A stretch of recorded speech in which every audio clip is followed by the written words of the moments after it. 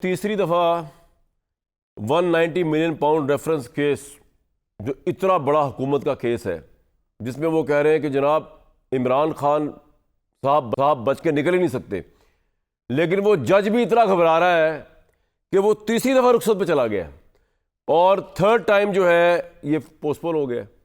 अब पाकिस्तान की अवाम बेवकूफ़ तो नहीं है कि एक तरफ हुकूमत ने मुज़ाकरात चलाए हुए हैं और दूसरी तरफ उनका जो सबसे बड़ा केस है इमरान खान पे, मैसिव करप्शन का, दुनिया भर में बताते फिर रहे कि जी इसने मैसिव करप्शन की है, ये किया वो किया है, उसमें 2 से 3 जो है दफ़ा उसकी डेट दे के पोस्टपोन कर दी है। अगर मुज़ाकरात या किसी सियासी प्रोसेस की वजह से, मैं उसके खिलाफ नहीं हूँ मुज़ाकरात के ज़ाती तौर पर, लेकिन अगर किसी मुज़ाकरात और सियासी प्रोसेस की वजह से अदालत का कोई हुक्मनामा या अदालत का कोई प्रोसेस मुतासिर हो रहा है तो ये इंसाफ कैसे? अगर मुज़ाकरात की वजह से ये सारा आगे पीछे हो रही है डेट्स, तो फिर ये इंसाफ कैसे है? फिर इस केस की हैसियत क्या है? सबसे पहला और बुनियादी सवाल तो ये है। दूसरा जनाब ये है कि हुकूमत और मुज़ाकरात जो हो रही है पीटीआई, हुकूमत और पीटीआई के दरमियान, वो तो जो डेडलॉक चल रहा है, आप देख रहे होंगे, वो पीटीआई ने कह दिया कि जी हमने तो इरफान सिद्दीकी साहब से कहा है कि जी इस्टेब्लिशमेंट को वो एक स्टेक होल्डर है, उनको ऑन बोर्ड लें, जबकि इरफान सिद्दीकी साहब तरदीद कर दी, उन्होंने कहा हमसे तो ऐसी कोई बात की नहीं गई। फिर वो तहरीरी मांग रही हुकूमत, डिमांड जो है पाकिस्तान तहरीक इंसाफ की, वो तहरीरी देने को तैयार नहीं हो रहा है। आई डोंट नो क्यों नहीं देने को तैयार हो रहे। मेरा अपना असेसमेंट ये है कि इस पावर गेम के जितने भी इस वक्त प्लेयर्स हैं, शायद वो सब इस मसले को अब रिजॉल्व करना चाहते हैं, लेकिन इसका ब्लेम कोई लेना नहीं चाहता सवाए एक इकाई के, एक यूनिट के, वो हुकूमत। कोई अगर चाह भी रहा हो कि ये मामला पॉलिटिकल तरीके से डील हो जाए, तो उसके जितना भी फॉल आउट होना है वो होगी हुकूमत, क्योंकि मुज़ाकरात ये कर रही है। और दूसरे लेवल पे जो फॉल गाय बन सकते हैं वो है इमरान खान, क्योंकि अगर इमरान खान किसी किस्म के एग्रीमेंट में हुकूमत के साथ आ जाते हैं, उसके बाद जब बाहर निकलेंगे तो यही हुकूमत जो है ये ढंडोरा पीटेगी कि जनाब ये डील के ज़रिए बाहर आए। उसके बाद आप ऊपर से नीचे होकर कुछ भी कह दें कि जी मैंने तो मुज़ाकरात किए थे अपने सियासी कैदियों के लिए, इनके लिए, या इवन बनी गाला भी शिफ्ट हो गया अगर इमरान खान, तो मैं आपको बता रहा हूँ कि इसमें हुकूमत शादियाने बजाएगी, इमरान खान के ऊपर ये पॉइंट रखा जाएगा कि जनाब इन्होंने डील की है, लेकिन एट दी एंड हुकूमत को नुकसान क्या होगा कि इमरान खान में ये पावर है अपने अवाम को मैस्मराइज करने की, जो उनके वोटर, जो उनके ब्लाइंड फॉलोअर्स हैं, वो ये कर सकते हैं इमरान खान के इस बाजी को पलटा देंगे और बाहर आ जाएंगे और नैरेटिव की बाजी को, और शहबाज शरीफ साहब की गवर्नमेंट उस दिन ख़त्म हो जाएगी।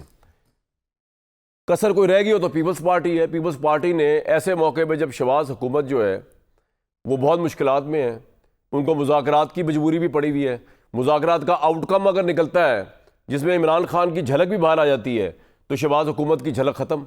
झलक क्या, पूरा ट्रेलर, पूरी फिल्म ही वाइंड अप।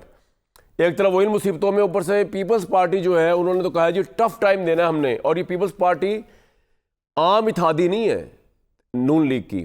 पीपल्स पार्टी अगर निकल जाए तो नून लीग की हुकूमत ज़मीन पे है, मतलब ज़मीन पे तो खैर पहले ही है, ज़मीन से नीचे है, फारिग। विकेट्स, बेल्स पहले उड़ी हुई है हुकूमत की, 2 विकेटें भी गिरी हुई हैं जब से आई है, ये तीसरी भी उड़ जाएगी। तो ये समझ आए कि पीपल्स पार्टी जिसके बगैर ये चल ही नहीं सकते। ये ऐसी बात है कि इमरान खान साहब से हमारी आखिरी मुलाकात जब हुई, वोट ऑफ नो कॉन्फिडेंस से 2 दिन पहले मेरी आखिरी मुलाकात थी, तो मैंने उनसे पूछा तो उन्होंने सवाल के जवाब में बताया कि जनाब मैं इसलिए ये कह रहा हूँ कि इस्टेब्लिशमेंट मेरी हुकूमत के पीछे पड़ी हुई है कि इस्टेब्लिशमेंट की मदद से ही मैंने हुकूमत बनाई। ना MQM मेरे रिश्तेदार थे, ना PMLQ वालों से मेरा कोई वास्ता, इनको तो मैंने गालियाँ दी हुई हैं, मतलब ये लफ्ज़ तो मैं ऐड कर रहा हूँ, इमरान ने निकाला, लेकिन मुझे पता है उनको चोर डाकू पता नहीं क्या कुछ, उनको टेररिस्ट कहा हुआ है।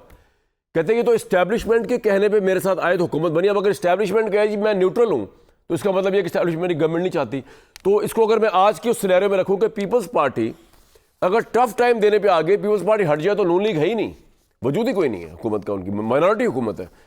इसका मतलब तो ये है कि क्या पीपल्स पार्टी जो है वो किसी के कहने पर इन पर दबाव डाल रही है, अपने तौर पर दबाव डाले। पीपल्स पार्टी चाहती क्या है? बड़ी आसान बात है, अगर मसला हल नहीं हो रहा तो ये तो अगर विड्रॉ कर जाए तो शहबाज शरीफ साहब माइनॉरिटी हैं। अलीमा खान साहबा ने बड़ी इंटरेस्टिंग गुफ्तगू की है जी आज, ज़रा पहले वो सुन लें, उसके बाद ही कमेंट करूंगा, उसके ऊपर सुनवाएं जी।